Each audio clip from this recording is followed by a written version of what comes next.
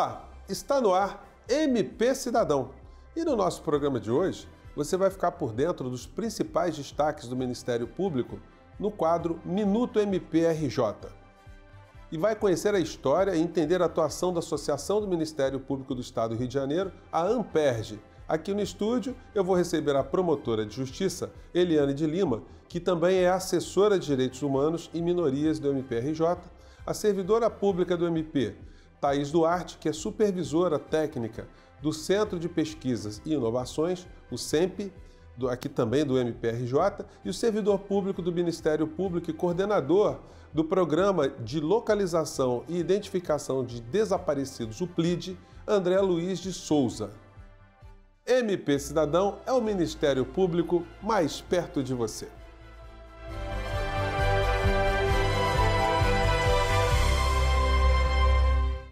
Nossa equipe de reportagem esteve na sede da Associação do Ministério Público do Estado do Rio de Janeiro, conversando com o presidente da ANPERJ, o promotor de justiça, Luciano Matos. Vamos acompanhar a reportagem.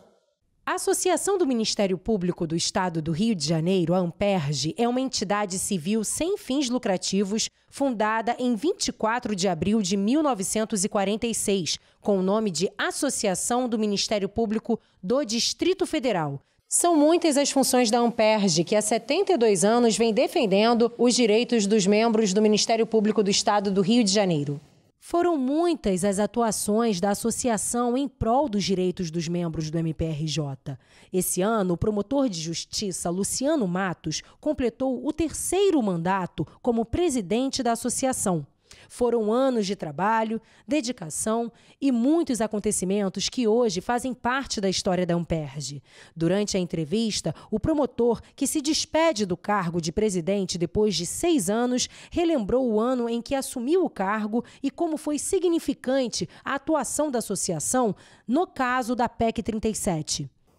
Fizemos mobilização em Brasília, cada presidente fez mobilização em seus estados. Aqui no Rio, nós fizemos um ato público em Campos, fizemos outro ato público em Volta Redonda, fizemos um aqui no Rio e fomos às ruas colher assinaturas contra a proposta. Eu me recordo, inclusive, que eu estive no Largo da Carioca colhendo pessoalmente, falando sobre esse tema no meio da rua aí, mas para sensibilizar as pessoas que esse tema era extremamente importante, era uma coisa desconhecida, mas retirar o poder investigatório do Ministério Público seria um golpe quase que mortal. Naquele momento, nós estávamos nessa luta, com campanhas de abaixo-assinado, tínhamos entregue ao ex-presidente da Câmara, Henrique Eduardo Alves, um abaixo-assinado de milhões de assinaturas, e por sorte também, eclodiram manifestações a partir daquela mobilização de 2013, e as pessoas espontaneamente abraçaram, levantaram a pauta da PEC 37. Ela foi efetivamente arquivada no Congresso Nacional, graças a essa mobilização das associações, dos Ministérios Públicos e, fundamentalmente, da população que se sensibilizou. Além de tomar a frente dessas questões que envolvem os direitos do Ministério Público e do cidadão, a ANPERJ também conta com uma vertente acadêmica. E a escola funciona desde 1996 e é, sem dúvidas, um grande centro de referência. Muitos professores são promotores de justiça, então o aluno, acaba tendo aula também com aquele que já exerce a carreira que muitos querem alcançar. Isso estimula, lógico, mas além dos promotores, há muitos advogados, sempre especialistas naquela matéria. A gente escolhe o corpo docente com muito carinho e critério. A satisfação de quem faz parte da escola pode ser conferida nos corredores e nas salas de aula. Tive boas referências, até pelos próprios professores da instituição, que muitos são membros do MP, falaram bem da escola, também tem toda uma didática, todas as matérias voltadas com foco no Ministério Público. É também a instituição que mais aprova para a carreira do Ministério Público. A gente tem professores aqui, promotores, a gente tem procurador da Fazenda, advogados, super reconhecidos assim, então eu só tenho a agradecer a coordenação e estou muito feliz de estar estudando aqui na Amperj. Entre no site www.amperj.org e conheça os projetos da Associação do Ministério Público do Estado do Rio de Janeiro.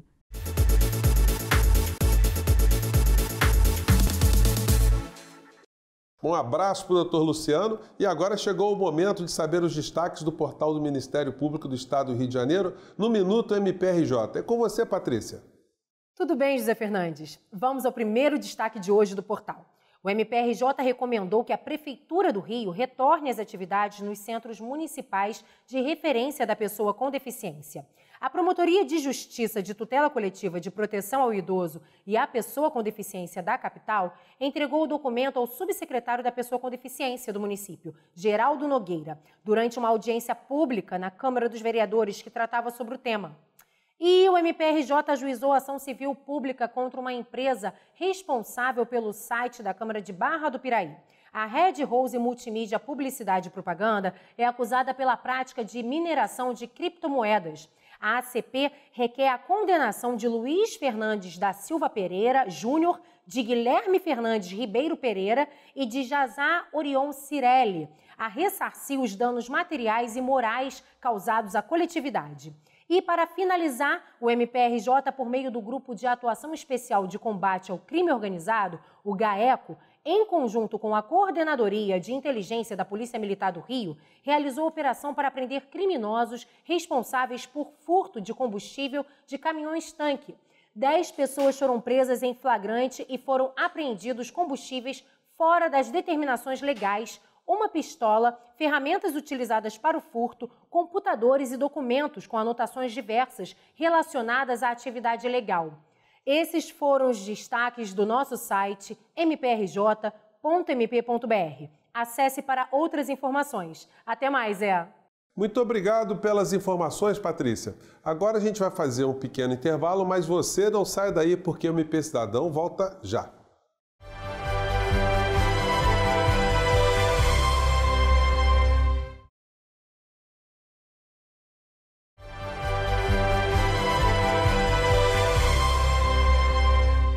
E nós estamos de volta com o MP Cidadão hoje para falar sobre localização e identificação de desaparecidos. Para debater o assunto, nós convidamos a promotora de justiça Eliane Pereira, que também é assessora de direitos humanos e minorias do MPRJ, e os servidores do MPRJ, Thaís Duarte, que é supervisora técnica do Centro de Pesquisas e Inovações, o CEMP, do MPRJ, e o coordenador do Programa de Localização e Identificação de Desaparecidos, o PLID, do MPRJ, André Luiz de Souza.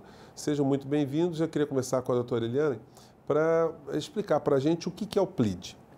O PLID é um programa que nasceu em 2010, com funcionalidades menores, apenas como um programa de identificação de vítimas, quando um determinado promotor, Dr. Pedro Mourão, resolveu cruzar a pilha dos inquéritos de homicídios em que as vítimas eram pessoas desconhecidas, ou seja, não eram identificadas, com uma pilha de registro de desaparecimentos. E houve esse casamento em muitos dos casos, e o que começou como um programa de identificação de vítimas foi, ao longo desses 8 anos, ganhando uma série de funcionalidades que hoje compõem o PLID. Thaís, como é que funciona esse centro de pesquisa que lida com essa matéria no MP? Bom, o Centro de Pesquisas é uma unidade recente no Ministério Público, formado por diversos pesquisadores com um amplo tipo de formação, com uma equipe multidisciplinar, e a gente vem desenvolvendo alguns estudos estratégicos para a atuação no Ministério Público. E como uma dessas primeiras pesquisas realizadas foi um diagnóstico do Programa de Localização e Identificação de Pessoas Desaparecidas, o qual a gente lançou em abril desse ano. André, os números são muito impressionantes, Nós estamos falando aqui que o Brasil possui 82 mil desaparecidos, segundo o Fórum Brasileiro de Segurança Pública, Há alguma meta para se reduzir o número de desaparecidos? É possível se almejar esse propósito?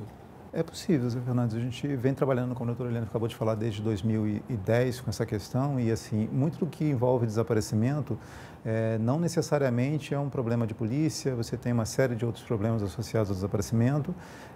Em muitos casos é possível solucionar, enfim, com pesquisas. A falta de informação ainda gera muito desaparecimento, tá? Então isso é uma questão que precisa ser enfrentada. A dificuldade de fazer as informações circularem é algo que gera muito desaparecimento ainda hoje. Como é que o Ministério Público ele atuou, ele participa desses fóruns nacionais dessa temática específica, Thaís? Bom, o Fórum Brasileiro de Segurança Pública entendeu ser estratégico discutir a questão do desaparecimento no Brasil, né? Então, criou um grupo de trabalho formado por alguns pesquisadores de todo o país, né, para discutir a questão, e na sua reunião, né, realizada essa semana em Brasília, o 12º reunião do Fórum Brasileiro de Segurança Pública, organizou uma espécie de grupo de trabalho, quase um formato de workshop, em que chamou pesquisadores e operadores do sistema de justiça para falar um pouco sobre os desafios dos programas de identificação e localização de desaparecidos. Doutora Eliane, existe um Fórum Nacional de Sinalides, do Sinalide, né? É um tema bastante angustiante, né? Porque a sociedade não tem muito... A gente não tem muita cobertura jornalística sobre esse drama social, né?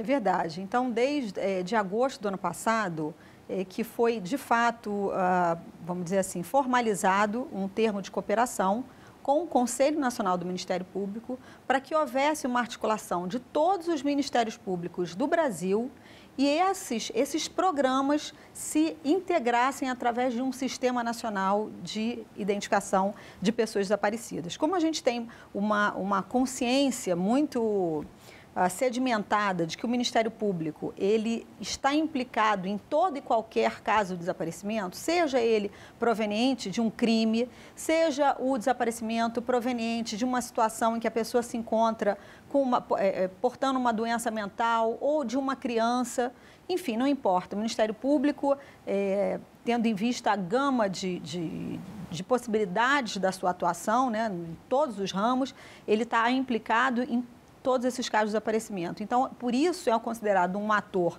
privilegiado, com um protagonismo inegável para articular um sistema dessa monta. Deixa eu só completar aqui essa questão. Assim, a gente acho que vai ser, ou talvez seja a melhor oportunidade do momento, onde o Ministério Público Estadual e o Ministério Público Federal vão trabalhar em conjunto, né? Quer dizer, existe uma questão relacionada ao tráfico de pessoas que ela é enfrentada num determinado segmento. Normalmente o que acontece é que as pessoas são resgatadas em situação que indica o tráfico de pessoas, enfim, há um processamento da pessoa que está ali recebendo, né, essa pessoa traficada, enfim, trabalho escravo, exploração econômica ou sexual. E agora nós vamos conseguir formar um olhar a partir do que aconteceu no momento em que essa pessoa perdeu o contato com a família. Eu acho que isso vai ser muito bom. André, quais são os principais desafios do PLID para enfrentar essa questão?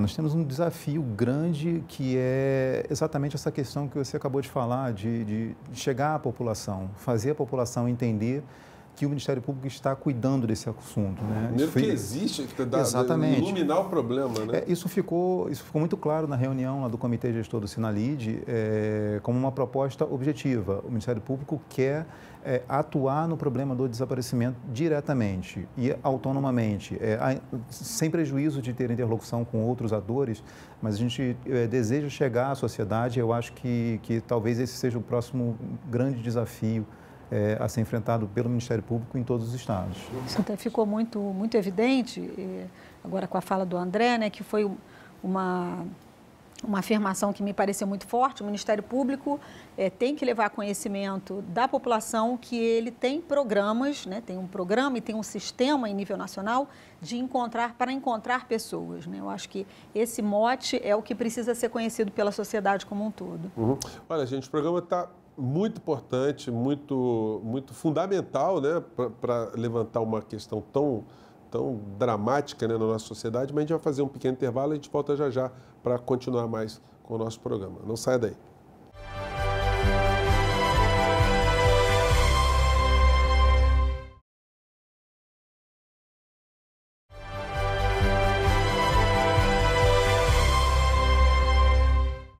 E nós estamos de volta ao MP Cidadão e hoje falando sobre a localização e identificação de desaparecidos, né? Eu queria voltar esse bloco aqui com o André. André, o MP do Rio de Janeiro ele fez um estudo e um mapeamento dos desaparecidos no estado do Rio de Janeiro, né? Explica para a gente como é que é o perfil desse desaparecido, que provavelmente deve ter o mesmo perfil em outros estados da federação, né? Pois é, Fernandes, assim, é curioso ver essa questão do perfil do desaparecimento. Assim, o estado do Rio de Janeiro tem uma questão de violência que nos parece que puxa um pouco essa questão do desaparecido. Então, há um perfil nas classes menos abastadas, enfim, e uma questão da violência, principalmente associada à milícia, tá? O PRID vem mapeando essa questão do desaparecimento. Nós reparamos que as áreas de milícia são áreas onde desaparecem muitas pessoas. Esse histórico vem crescendo, cada vez mais há um agrupamento, você tem quase 30% de desaparecidos em 2 regiões, daqui da região metropolitana, que é a Zona Oeste, né, e a Baixada Fluminense. Então, assim, essas regiões têm essa característica, e olhando os dados, por exemplo, através do Sinalid, olhando os dados de São Paulo, existe um outro perfil de desaparecido, enfim, mas a gente ainda não conseguiu está mapeado, mas trocar informações com São Paulo para entender qual é a característica dessas regiões. Tá? Então, nós conhecemos muito bem, mas eu acho que o grande avanço vai ser que nos próximos anos nós vamos ter uma visão nacional, entender o que acontece em cada estado da federação, quando uma pessoa desaparece e qual é o perfil nacional do desaparecido. Doutora Eliane, no intervalo estava levantando a questão aqui que são possíveis desaparecidos de maneira transnacional, né? Como é que é isso, doutora Eliane? Bom, acho que se a gente considerar que hoje, né, o mundo tem um fluxo migratório importante e considerar que o Brasil hoje também recebe uma parte desse fluxo, aí eu falo especificamente da fronteira com a Venezuela, mas não só, é algo que a gente precisa ter, inclusive interfaces com organismos internacionais, me parece, porque esse problema extrapola o território nacional. Se o Brasil já tem dimensões continentais, e para isso a gente conta com o fomento aos programas, para que os programas sejam desenvolvidos em todos os ministérios públicos, ou seja, em todos os estados, talvez a gente precise pensar também, em razão desse quadro de migrações, de situações que podem se apresentar, né, de pessoas desaparecidas nas fronteiras, com questões também muito relacionadas ao nosso sistema de documentação, mas a gente precisa, de fato, ter uma interface com alguns organismos internacionais, por exemplo, a Cruz Vermelha, enfim, ou outros, para que a gente possa tratar também de questão de pessoas não nacionais que, porventura, venham a desaparecer. Quer dizer, o programa vai desenvolvendo, eu estou mudando aqui até a impressão que eu tive inicial, que o perfil das pessoas era muito parecido. No Rio de Janeiro a gente tem um perfil, mas a gente tem essa questão transnacional também. Enfim, dá para a gente estabelecer assim, um padrão do desaparecido no Brasil, Thaís? Na verdade, o desaparecimento é um fenômeno tão complexo que tentar traçar um perfil único sobre o fenômeno na verdade, reduzir o debate. A gente precisa olhar o desaparecimento como uma questão altamente heterogênea e estar disposto a olhar a questão sobre múltiplos olhares, assim, por assim dizer, né? Então, uma mesma pessoa que talvez tenha desaparecido no âmbito familiar por uma questão estritamente pessoal, ela pode estar associada a questões de transtorno psíquico, a questões de gênero, ou então a questões mais amplas, como, por exemplo, essa relacionada à migração ou um caso de desaparecimento forçado. E, inclusive, um dos desdobramentos da pesquisa que a gente realizou é tratar, compreender as dinâmicas do desaparecimento relacionadas a dinâmicas de violência, de modo que a gente pensa fazer um estudo sobre casos de desaparecimento forçado, que aqui no Rio de Janeiro é muito comum. Como o próprio André disse, existem casos no PLID relacionados à atuação de milícia, que são agentes do Estado e, por sua vez, a gente pode identificar como um caso de desaparecimento forçado. Então, explica pra gente essa expressão desaparecimento forçado, né? Como é que é isso? Bom, de acordo com normativas internacionais, de direitos humanos, o desaparecimento forçado é gerado por uma ação ou por uma omissão do Estado. No caso, era muito flagrante no período da ditadura civil-militar no Brasil, mas atualmente, num período dito democrático, ainda continua a existir e precisa ser compreendido, estudado e atacado pelo próprio Estado. E aí o Ministério Público, como um ator em que faz a compreensão desse fenômeno tão violador, né, é estratégico politicamente. Então, Thaís, desculpa, Eliane, nós estamos numa sociedade mundial que é meio estranha, né? Tem pessoas que desaparecem e não querem ser encontradas. O Ministério Público se atém também com esse tipo de questão? Bom, é bom que a gente lembre, né, o que parece óbvio, mas que ninguém desaparece, porque ninguém se desintegra. Então, essa pessoa ela desaparece num lugar e ela está, na verdade, em outro lugar, né? E muitas vezes em lugares muito próximos. Mas, em relação ao direito da pessoa que busca o desaparecido, esse direito tem que ser privilegiado, porque é muito angustiante para uma mãe, por exemplo, ainda que o filho esteja muito bem e que ela saiba que esse filho está vivo porque fez gastos, fez transações bancárias, enfim. É um direito desse familiar, de quem quer que seja, né, mas que tenha vínculos afetivos importantes com essa pessoa supostamente desaparecida, que saiba o paradeiro, né? Então, na verdade, já existe um conflito, o André escreveu sobre isso, né? Existe um aparente conflito desses direitos, mas na ótica do Ministério Público, em algumas situações, é inegável o direito de uma mãe, por exemplo, saber onde seu filho se encontra. André, é possível estabelecer políticas públicas para tratar desse tema? É possível, nós já estamos, e uma das tarefas do programa é exatamente estabelecer, né, quer dizer, do Sinalid, num determinado momento, estabelecer essas políticas públicas, criar políticas públicas de prevenção. Nós tivemos a felicidade de implementar, ainda que minimamente, uma política pública aqui na Baixada Fluminense de identificação civil de crianças. Por que identificação civil? Por causa da questão da identificação biométrica, né? As crianças, dependendo da faixa de idade, ela muda de fisionomia com alguma velocidade e a única forma de saber quem é aquela criança que foi encontrada é exatamente através da biometria. Então, essa é uma política pública que, enfim, nós estivemos lá em algumas escolas, está sendo feito nas escolas, em algumas escolas da Baixada Fluminense, e a felicidade que eu tive de ouvir uma mãe muito militante há muitos anos, com uma filha desaparecida há muitos anos, dizer que ela nunca havia visto uma política pública de prevenção do desaparecimento, que era a primeira vez que ela, depois de tantos anos, via alguém fazer alguma coisa para que não acontecesse. Então, sim, é possível estabelecer, e uma das metas do Sinalid, isso foi dito muito claramente lá no Comitê Gestor, é começar a pensar em quais providências precisam ser tomadas. São muitas, muitas envolvem vários outros atores, além do Ministério Público, obviamente, né? Mas é preciso fazer, Esse registro biométrico, doutora Eliane, ele dificulta muito, né, a subtração de uma criança, o tráfico de uma criança, né? De fato, porque a gente tem uma política de registro equivocada, eu diria, na medida em que não há nada que obrigue que uma criança ou um adolescente seja identificado datiloscopicamente, né? Biometricamente. E o que consta da certidão de nascimento, dos assentos, dos registros, são apenas os dados biográficos, ou seja, qual é a filiação, nome, data de nascimento, etc. E nos casos em que uma criança desaparece, além de todas as dificuldades que o André já bem pontuou, né, como, por exemplo, essa mudança muito veloz da fisionomia, ou então uma dificuldade da criança, até por uma precariedade de linguagem, reportar as informações necessárias para que uma busca seja efetiva, nós ainda temos essa questão documental da criança, em regra, em grande medida, né, eu diria que a minoria muito inexpressiva, ela é identificada biometricamente, a maioria não está identificada biometricamente, então isso cria um dificultador ainda maior.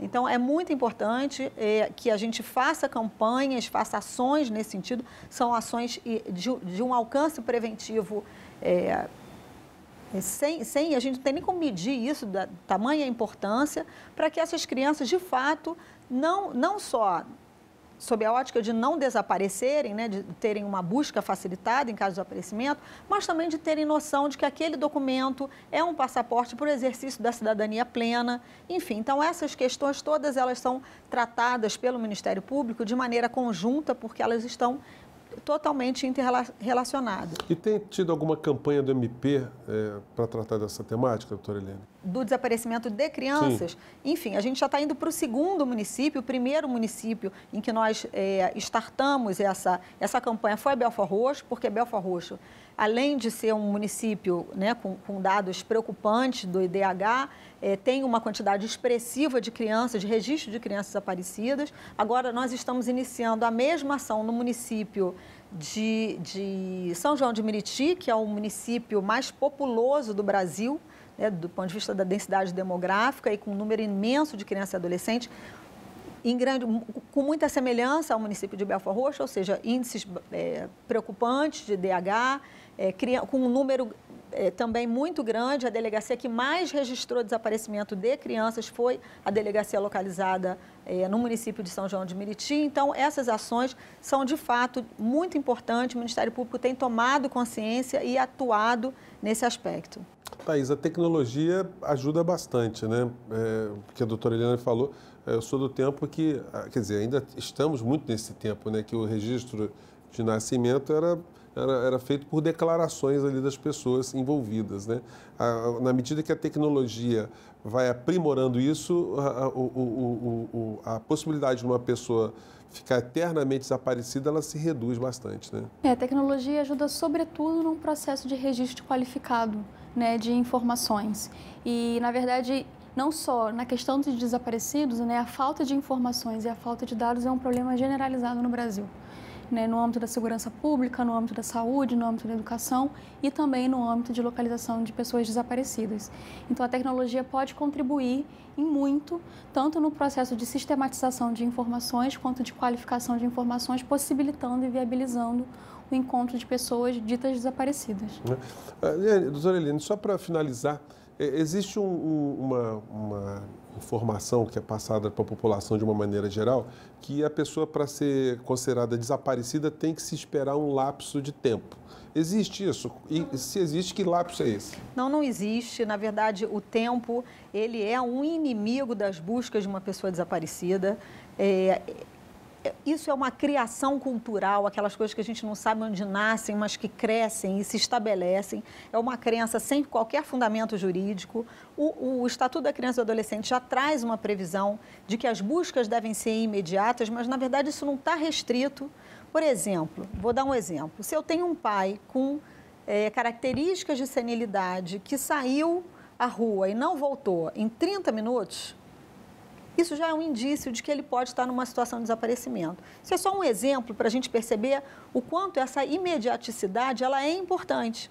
Porque, de fato, a gente pode até pensar que quanto mais rápido essa busca for iniciada, maior a possibilidade dessa pessoa ser encontrada. E eu lembro aqui de um filme que eu assisti muito recentemente e fiquei muito impressionada se passava, salvo engano, no Canadá, em que uma criança desaparece. Existem protocolos de uma eficácia tremenda e, imediatamente, aquele procedimento de busca ele é deflagrado, enfim.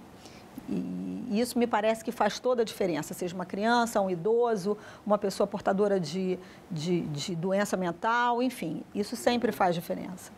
Olha, nosso programa está muito bacana, de alto interesse público, mas, infelizmente, o MP Cidadão de hoje fica por aqui.